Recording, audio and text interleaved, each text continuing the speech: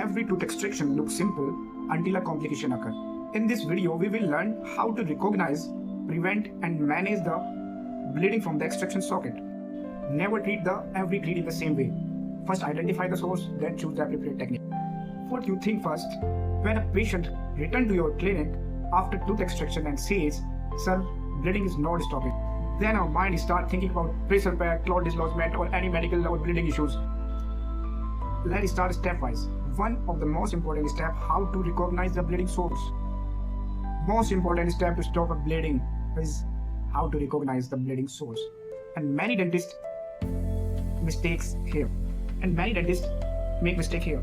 They apply more and more gauzes without knowing the bleeding source. And the second thing, they are ignoring drug or medical history of the patient. If you want to know the source of bleed, you should know about from where the blood is coming into the socket. Or some PDL veins and arteries. But when we are talking about the arterial bleeding or venous bleeding, this is mainly because when we damage the main branch of the artery or the veins, main branch of the artery and the veins, this is due to. Now, how to know the venous bleeding, arterial bleeding and the bone bleeding? The bone bleeding. First we come to the bone bleeding. The bone bleeding always seen like some pinpoint oozing from this channel due to arterioles, venules and capillaries, pinpoint oozing which is diffuse. This is bone bleeding.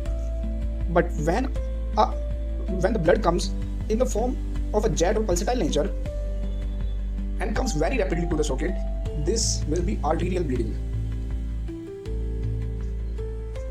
Very rapid and pulsatile. But when blood comes rapidly but uniform, not pulsatile or jet-like, this may be due to venous bleed or due to large vein. Okay, now you understand. The bone bleed is diffuse and pinpoint patches of bleed.